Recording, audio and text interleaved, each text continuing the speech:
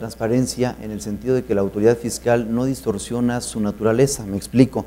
El 8 de renta me dice que la asociación en participación, pese a que es un simple contrato también, es para efectos fiscales una persona moral. Y tú lo decías muy bien, las fibras no tienen personalidad jurídica, sino que los efectos son justamente del fideicomitente o de los fiduciarios en su oportunidad. Un régimen de transparencia donde yo, que soy el beneficiario, es quien pago directamente el impuesto, aunque se manejan figuras de retención como tal. Es correcto, Jorge, el comentario es muy atinado, y solamente mencionar que ese régimen se ilustra también cuando la ley dice que el ingreso que percibe la persona física de las fibras se considera un ingreso proveniente de un certificado de aportación no amortizable sujeto al régimen de arrendamiento de personas físicas. En mi opinión, eso está bien, excepto por lo que corresponde a la base de intereses y rendimientos. Pienso que ahí se debió de extender también el régimen y no fictamente comprender a todos en un mismo cajón. Podría ser que las diferencias sean mínimas, que los rendimientos por intereses sean mínimos y no cause ningún recato al momento de calcularlo. Pero se trata de un ingreso diferente. Así es, pero técnicamente hay una diferencia. Claro, muy bien.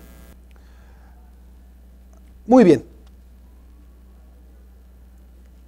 Era precisamente mi siguiente comentario. Y para efectos de YETU,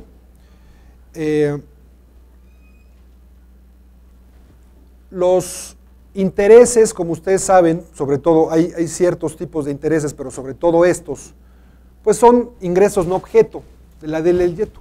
Por tanto, no son acumulables y tampoco son deducibles. Siguiente paso. Paso número 4, venta de inmueble o de títulos. Y aquí me voy a permitir distinguir aproximadamente 6 o 7 situaciones, porque cada una tiene un tratamiento diverso. Si el contribuyente es una persona física y cumple con requisitos de mercado de valores, el ingreso está exento. Si es una persona física y no cumple con requisitos, está gravado y se deberá determinar el ingreso menos el costo de adquisición. Y aquí pasa una situación interesante. Dice la ley que el adquirente deberá retener el 10% sobre el monto total. Sin embargo, esto genera una contradicción, porque si está gravado y la persona física determina ingreso menos costo, entonces la retención nos lleva a la pregunta de decir si es sobre el monto neto o sobre el monto bruto. Hay ahí una cuestión que se debe de resolver. Si el contribuyente es una persona moral, incluyendo los fondos de pensiones nacionales, está gravado, se determina el ingreso menos su costo fiscal bajo una tasa del 30%, que es la tasa de ISR para este ejercicio. Ahora bien, si es un residente en el extranjero, un título quinto, y cumple con requisitos de mercado de valores, está exento. Si es un fondo de jubilaciones y pensiones residente en el extranjero, que esté exento en su país de residencia y está registrado, está exento también.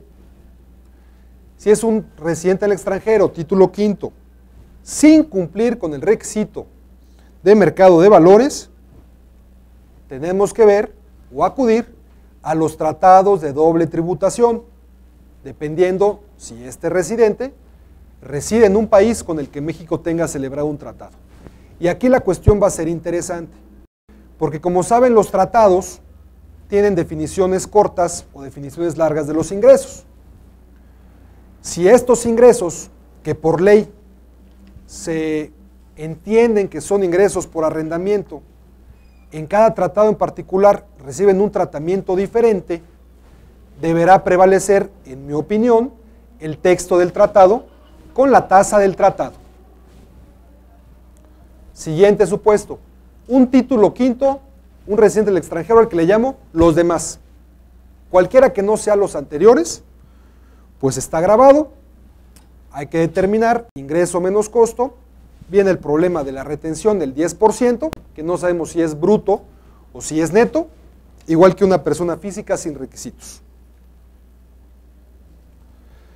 Ahora bien, eso corresponde a la enajenación de títulos y a la enajenación de inmuebles.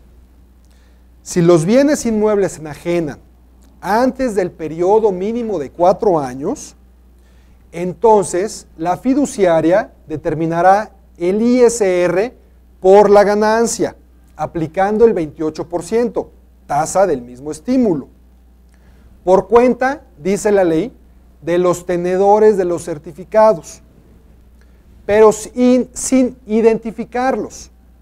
Y este impuesto será acreditable para estos tenedores, a los cuales la fiduciaria les distribuya la ganancia. Bueno, aquí caben también otras preguntas que hacer. Por ejemplo, supongamos que el FIBRA va a comprar un centro comercial. Llegamos al problema, ¿qué es primero, el huevo o la gallina? El centro comercial primero se aporta al fideicomiso y después se coloca a forma de títulos para levantar capital y pagarle al dueño, o primero se emite los títulos, se fondea el fideicomiso y le paga al dueño. Esto es importante porque el dueño de la plaza o los dueños saldrán de la operación y el nuevo dueño se quedará el fideicomiso, los tenedores, propiamente a través de los títulos. Al tercer año que se vende el inmueble, pues el dueño ya no figurará en la película, ya se habrá ido. Y entonces ese impuesto por enajenación, ¿a quién le correspondería? Pues en principio al enajenante, pero el enajenante ya se fue, ya está disfrutando de sus millones en Islas Caimán o algún paraíso afrodisíaco. Sin embargo, los tenedores, dice la ley, son los que se quedan con ese impuesto. Aquí la cuestión es práctica, se prevé desde la instrumentación de la operación cómo se va a hacer esta enajenación. Son términos de negociación y términos propiamente de la colocación de los certificados. La ley señala que el costo o el valor del inmueble, el costo de adquisición, se pondrá en el acta de emisión, ¿no? Y esto ya hace sentido un poco con qué pasa con ese impuesto de enajenación, si es que realmente lo pagan los tenedores. La realidad es que no debería ser así, ya debe estar repercutido en el precio de compra. Muy bien. ¿Qué pasa realmente en el mercado mexicano? En el mercado mexicano tenemos solamente un FIBRA listado en la Bolsa de Valores.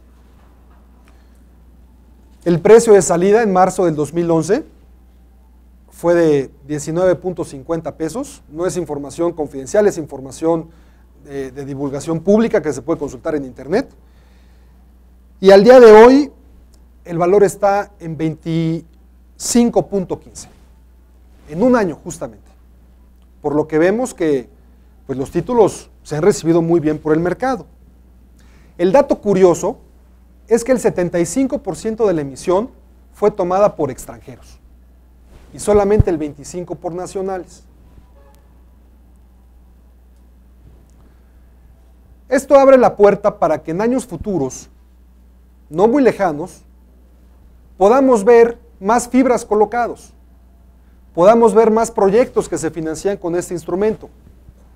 Según especialistas bursátiles, el mercado inmobiliario que está calificado, y me voy a referir al que ellos se refieren A más y A, comercial e industrial, solamente en 3 ciudades, Ciudad de México, Monterrey y Guadalajara, está valuado en más de 15,000 millones de dólares, lo cual es sumamente atractivo para cualquier inversionista, para cualquier gran inversionista. Por lo que no nos debe sorprender que en el futuro, debido al buen antecedente de este FIBRA que ya fue colocado, se multipliquen estos esquemas. Simplemente en Brasil, que es una economía con la que tenemos muchas similitudes, pues existen 60 veces más instrumentos de estos que en México. Esto nos puede dar una idea, una aproximación de lo que México puede ofrecer a estos inversionistas. La pregunta obligada, Michelle, en ese punto es ¿por qué a 10 años de existencia de ese estímulo fiscal una sola fibra es la que se ha colocado en el mercado reconocido? ¿Qué factores están faltando, ya no solamente de orden fiscal, económico, gubernamental, operativo, para poderlo dar a conocer mayormente y que justamente como nos comparas con el caso de Brasil pueda tener una mayor aceptación en el corto plazo? Excelente pregunta, Jorge. Yo no soy especialista en el tema, voy a citar la información que yo tengo al respecto, y es de especialistas bursátiles.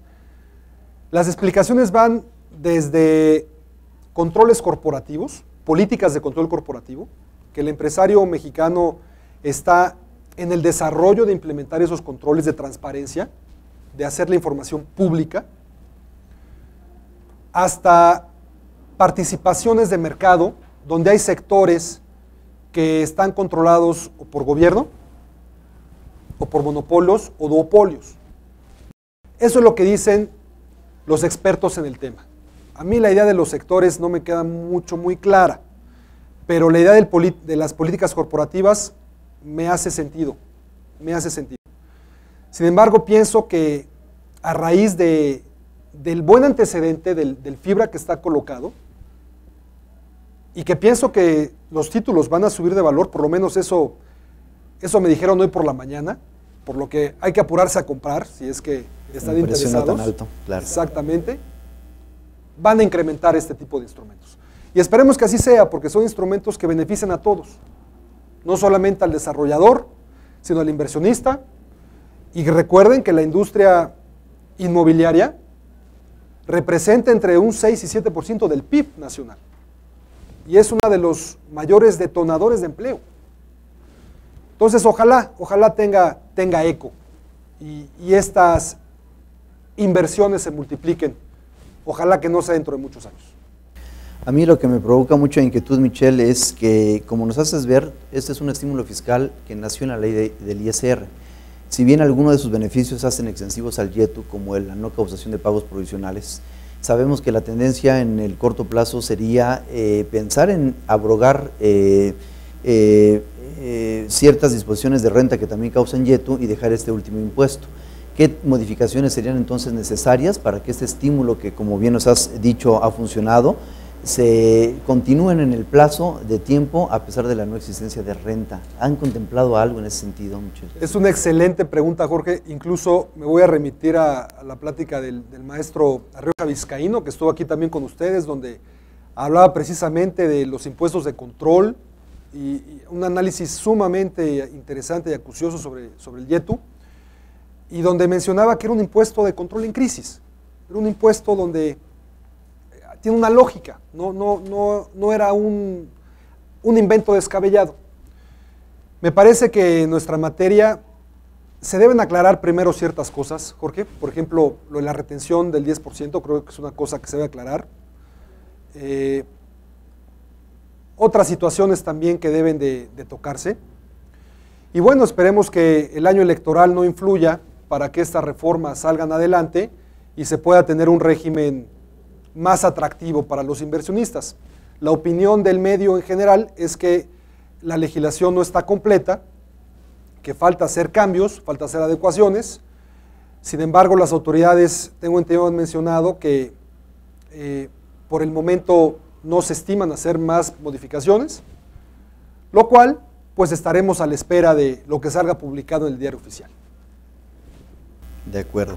En este sentido, Michelle, si me permites una última apreciación, nos haces ver que este régimen justamente lo que busca es ser un vehículo de inversión y de reinversión como tal. Cuando a mí la fibra no me reparte todo el remanente, por llamarlo de alguna forma, hay la causación de un impuesto, y aunque después se pueda acreditar, finalmente ya se adelantó ese momento de la causación. Quiere decir entonces que para que no se cause tiene que estarse repartiendo constantemente. Por lo tanto, podríamos decir que es un vehículo de reinversión, pero donde también lo que busca es que yo, titular de ese certificado, constantemente esté percibiendo los beneficios del mismo y que ya decidiré yo si lo quiero reinvertir en el propio instrumento o bien ya para efectos personales. Ninguna limitación se contempla en cuanto a la reinversión de este tipo de instrumentos como tal, no hay ninguna limitante, no se espera nada futuro. ¿Cómo ves esto? Muy buena pregunta, Jorge. Efectivamente, el FIBRA debe